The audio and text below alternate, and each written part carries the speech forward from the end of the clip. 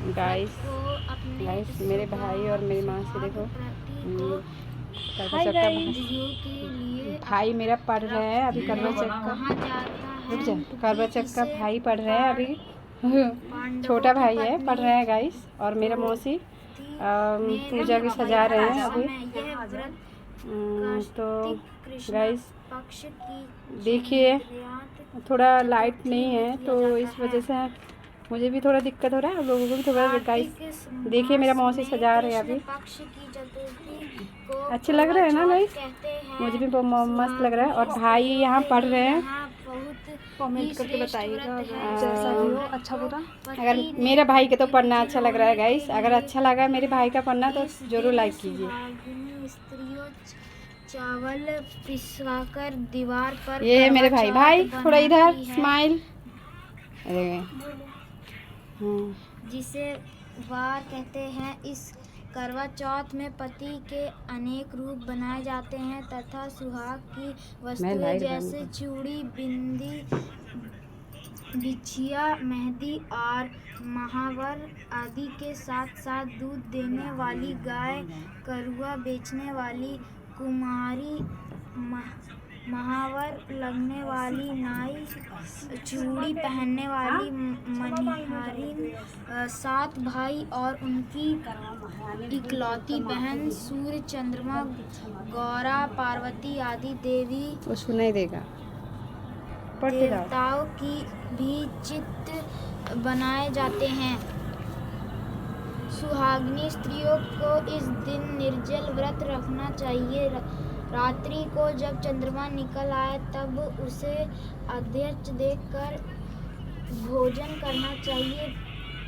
पीली मिट्टी को गौरा बनाकर उसकी पूजा करनी चाहिए। नोट: यदि दीवार पर करवा चौथ बनाने के कोई असुविधा हो तो करवा चौथ का चित्र बाजार से लाकर दीवार पर चिपकाया जा सकता है। करवा चौथ व्रत कथा: एक साहूकार था जिसके 7 बेटे और 1 बेटी थी। 7 भाई व बहन एक साथ बैठकर भोजन करते थे। एक दिन कार्तिक की चौथ का व्रत आया तो भाई बोला कि बहन आओ भोजन करें। बहन बोली कि आज करवा चौथ का व्रत है, चांद उगने पर ही खाऊंगा। तब भाइयों ने सोचा कि चांद उगने तक बहन भूखी रहे तो इस भाई ने दिया जलाया। दूसरे भाई ने छलनी लेकर उसे सूंघा और नकली चांद दिखाकर बहन से कहने लगे कि चल चांद उग आया है, आज्ञा दे ले। ये मेरी मौसा पानी डाल रहे हैं गाइस मौसी के हाथ में। सुनाई नहीं देगा उधर ब्लूटूथ है वो पड़ रहे हैं। तो भाभियाँ बोली तुम्हारा चांद उगा होगा, हमारा चांद तो रात को उगेगा। बहन ने जब अकेले ही अध्यक्ष से दिया और खाने लगी तो पहले ग्रास से उन्हें बाल आ गया, दूसरे ग्रास में कंकड़ आया तो तीसरे ग्रास थोड़ा अंधेरा है, दिख नहीं रहा है।